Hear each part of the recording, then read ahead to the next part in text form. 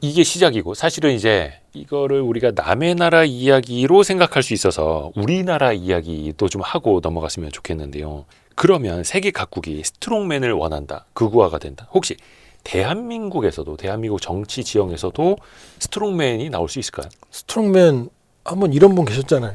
기억나세요? 기억은 나죠. 네. 바로 그 흐름이었어요. 정책 선거 아니었어요.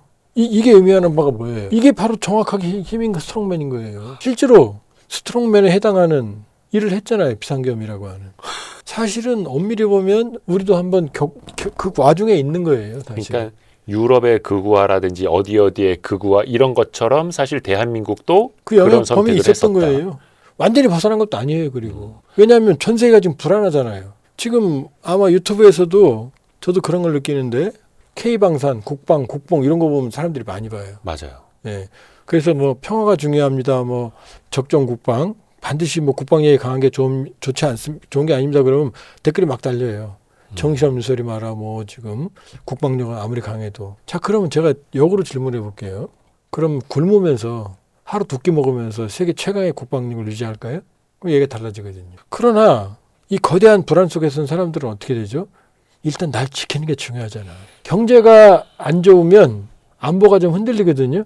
근데 안보가 없으면 경제는 날아가 버려요. 그럼요. 예. 이게 이제 사람들을 장악하는 거죠. 그러니까 우리 안에서도 이제 어떤 게 있어요. 강한 지도자, 강력한 힘 이런 걸 희구하게 되죠. 유약한 지도자보다는. 그러니까 이게 장단점이 있죠. 강력한 리더십일 수도 있지만 이게 파퓰리즘, 선동주의로 가는 거죠. 트럼프 대통령이 강한 트럼프 마가를 외쳤지만 지금 하는 게 합리적인 해법들이 있어요? 아니잖아요. 지금. 더 혼돈으로 빠져들게 하잖아요. 이게 스트롱맨의 한계예요. 그러니까 강력한 리더십과 스트롱맨은 다른 거예요. 강력한 리더십이란 국민을 감동시키고 국민을 설득시켜서 가는 게 사실은 강력한 리더십이고 그리고 그런 난제를 풀어나가는 합리적인 추진적인 리더십이 바로 강력한 리더십인 거예요. 근데 스트롱맨은 뭐냐면은 선동적이죠. 근육질에. 세상에 근육질 해결되는 일이 뭐가 있어요? 그럼 다 전쟁을 해결하면 되겠죠. 트럼프 대통령 그랬는데 가지고 싶으니까 전쟁까지 한다고 그랬었잖아요. 말로는 얘기 안 했지만. 요거는 좀 옆으로 빠지는 질문입니다만 왜 그 윤 어게인을 외치시는 분들도 물론 이게 정치적 성향이 있겠습니다만 어떻게 보면 이제 국제 정세라든지 좀 불안감 이런 것도 좀 그쪽에 투영이 되는 거라고 그럼 보실까요? 물론 이제 정치적 성향이 있으니까 그 부분은 좀 조심스럽죠. 그러나 정치는 복잡하니까 정치는 선악이 아니에요. 정치는 효율성을 추구합니다. 사실은. 그렇게 보면은 윤 어게인을 외치는 그쪽은 전통적인 그 지지의 관성도 있겠죠. 정치적으로는 뭐 윤 어게인이 있을 수 있죠. 사람마다 판단은 다르니까. 그러나 그런 부분도 있다고 전 봐요. 그런 강력한 리더십이라기보다는 뭘까? 스트롱맨의 리더십. 아까 말씀은 강력한 리더십이 아니라 스트롱맨의 리더십인 거죠. 근육질에. 물론 이제 우리나라도 뭐 경제적인 거나 뭐 북한과의 관계나 뭐 내부 정치나 여러 가지가 있겠습니다만 외부 요인을 좀 따져보면 미국이 지킬 곳, 지키지 않을 곳 좀 이제 구분을 해 나가고 있잖아요. 명쾌하게, 대외적으로. 예. 그러면 그게 철저히 미국의 이익에 따른 것인가? 그렇다면 한반도는 대한민국은 어떨 것인가? 이걸 좀 고민해 봐야죠. 그러니까 미국은요. 예전에도 그렇고 지금도 그렇고 자기 국익을 위해서 행동을 해요. 네. 우리가 착각을 하거든요. 미국이 국제 질서를 지키고 국제 규범을 지키고 그런데 그건 미국의 이익에 부합하는 질서를 지키는 거예요. 그런데 다른 나라를 지켜준다라기보다는 미국의 이익에 부합하는 질서를 그곳을. 지키는 거죠. 근데 그 질서가 오랫동안 왔는데 그 질서의 관성에 살던 사람들한테 그걸 깨니까 트럼프가 질서를 깨는 것처럼 보이지만 그건 아니에요. 그 질서를 유지해봤자 미국에게 도움이 안 된다고 판단하는 게 트럼프고 그러니까 뭐라고 말해요. 국제법이나 국제규범은 의미 없다. 내가 바로 정의다 이렇게 도덕성이다 이렇게 말하잖아요. 네네. 그게 막한 거예요. 그러니까 과거에도 지금도 미국은 미국을 위해서 행동을 한다. 세계를 위해서 행동하는 게 아니다. 그러나 과거에는 진영을 형성을 했고 그 진영이 자본주의라는 블록 속에 들어있었거든요. 그런데 지금 이 진영이 이완되고 있는 거죠. 이완되고 그 진영을 유지함으로써 유지할 능력도 없고 미국이 이익을 얻을 수 있다고도 생각하지 않는 거예요. 트럼프는. 그럼 트럼프는 어떻게 말하죠? 자, 나왔어요. NSS 국가안보전략 지난해 12월에 네. 이번에 NDS 나왔어요. 국방부 차원의 국가방위전략. 웨스턴 헤미스피어 미국 본토가 중요하다. 당연하죠. 왜? 전 세계를 지킴으로써 과거에는 미국에 이익이 생겼는데 지금은 전 세계를 지킴으로써 드는 비용보다 미국의 이익이 더 작은 거예요. 그러니까 미국만 지킨다. 근데 그 미국만이 아니고 어디냐? 미국, 북아메리카, 중남미까지. 그리고 얼음이 녹고 있으니까 그린란드까지. 이게 웨스턴 헤미스피어다. 그게 이제 서반구. 그렇죠. 서반구 전략인 거예요. 글로벌이 서반구로 나눠진 거예요. 반으로 쪼개진 거예요. 반으로. 여기는 베네수엘라 폭격해. 그다음에 그린란드 필요하니까 얼음 녹으니까 내 거야. 나머지는요. 나머지는 니들이 알아서 해. 그런데 네. 중국은 우리에게 위협이니 중국은 내가 견제할 거야. 중국은 도전 세력이니. 요게 정답입니다. 그러면 자, 유럽은 중국과는 거리가 있죠. 네. 중국 잡으려면 대만은 반드시 보호해야 되죠. 그렇죠. 그다음에 중국 잡으려면 지금 동북아에서 미군이 제일 많이 하는데 어디예요? 일본. 일본하고 그다음 한국이거든요. 그럼 이거 미국한테 필요하겠어요? 안 필요하겠어요? 중국 필요하죠. 잡으려면. 필요하죠. 필요하죠. 그러니까 한국을 위해서, 저희 북한 때문에 한반도가 중요해서가 아니라 중국 때문에 중국을 견제하기 위해서 한국이 필요한 이미 거예요. 말했잖아요.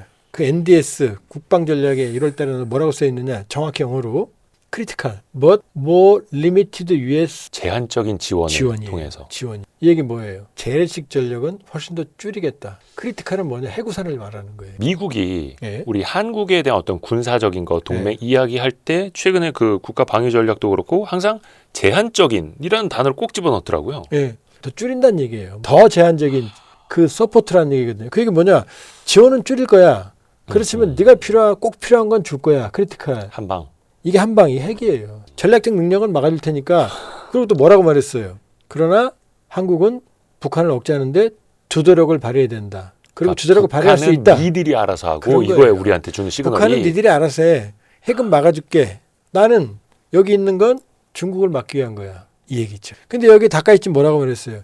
대만 유사시에 나 전쟁할 거야 라고 그러니까 미국은 그래 넌 잘하고 있어. 그런데 여기 다카이치 잘한다고 트럼프가 말하면 시진핑 화내니까 그럼 무역전쟁이 다시 붙고 자기들이 불리하니까 조용히 있는 거지. 속으로는 웃고 있는 거죠. 다카이치 그래 잘하고 있어. 그러나 너 혼자 싸워. 내가 명시적으로 못 도와줘. 그러더라고요. 예, 그거예요 지금. 그러니까 국방 전략에서는 다카이치가 이뻐요. 그러나 트럼프 개인적으로는 지금 무역 합의 겨우 유지하고 있는데 휴전하고 있는데 콩만 안 사가도 코피 터져.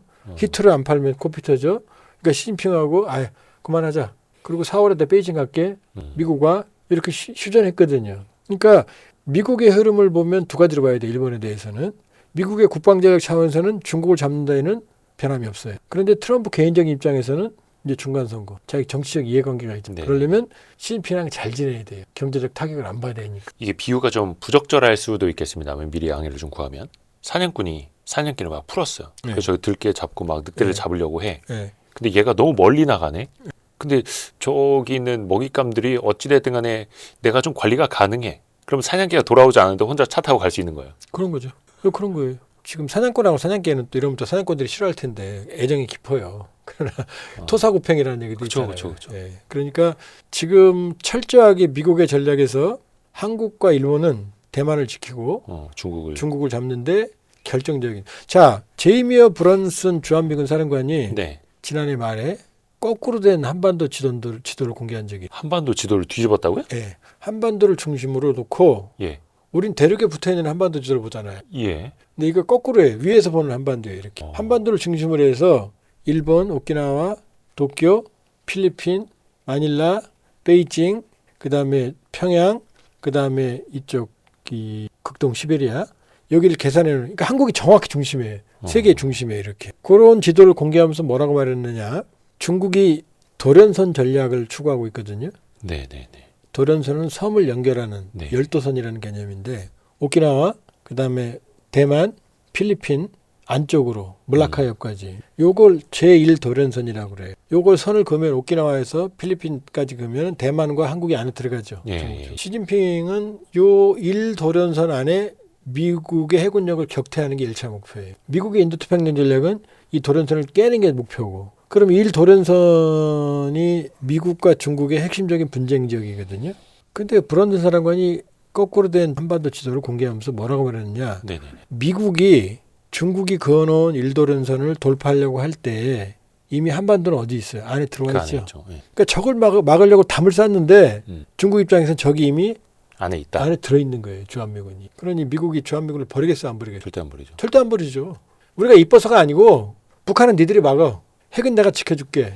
그러니까 한반도가 예. 남북이 대치 중인 상황이 있는 그 휴전 지역이어서라기보다는 중국을 견제하기 위한 미군의 주둔지로 먼저 생각을 하고 있다는 거예요. 옛날에는 그런 얘기하면 큰일 났어요. 근데 지금은 그런 말을 거리낌 없이 해요. 해군 참모총장이 지난해 말 왔었거든요. 예. 한국에 마스가 이런 거 협력. 그때 그랬어요. 한국 핵추진 잠수함 당연히 중국 견제 써야 된다. 옛날에 이런 말 안 했어요. 그다음에 주한미군 사령관 한국군이 북한 억제에만 있는 건 아니다. 옛날에 이런 말 안 했어요. 맞아 했죠. 그 미국의 전정부 장관도 최근에 그 얘기했고. 당연하죠. 그러니까 이미 불편한 현실. 아니 미국의 입장에서 생각해 보세요. 대한민국 세계 10위 경제력, 국방력 5위, 네. 5위인데 그런데 재래식 전력으로는 북한을 압도하는데 미군이 뭐라고 그걸 지켜줘요? 너네는 충분히 니들이 잘할 수 있어라고 부추기면서도 자신들의 이익만 보는 관점. 원래 그런 거예요. 원래 국제 질서는 그런 거예요. 미국이 왜 우리를 위해서 막대한 돈을 위해서 지켜줘야 돼요? 냉전 체제도 아닌데. 냉전 체제는 한쪽을 우리가 막아주니까 했는데 지금 냉전이 깨졌잖아요. 세계에서 10번째로 잘 살고 그럼요. 무기도 세계에서 5번째로 그럼요. 많고 쟤네까지 우리가 저기 지켜주는 뭐야 거예요. ATM기라고 그랬는데 우리 보고. 잘 사는 나라. 그럼요. 그러니까 핵무기는 없으니까 왜 핵무기 안 지켜준다면 어떻게 해요? 우리 핵무장 할 거 아니에요. 네네네. 그럼 미국이 그러면 영향력을 잃으니까 그것까지 야, 핵무기는 내가 지켜줄게. 그게 바로 크리티컬이에요. 내거 써. 크리티컬. But more limited US support는 뭐냐? 재래식 전력은 대폭 줄일 거야. 그러니까 이 얘기는 뭐냐? 주한미군은 재조정된다. 재조정이요? 예, 규모도 준다. 그게 상수라는 거예요? 상수예요, 그건. 주한미군 감축이요? 주한미군이 더 많이 있을 이유가 없잖아요, 지금. 한국군만으로도 되는데. 상징적으로만 주한미군이 있어도 되는데. 예. 미국 입장에서는.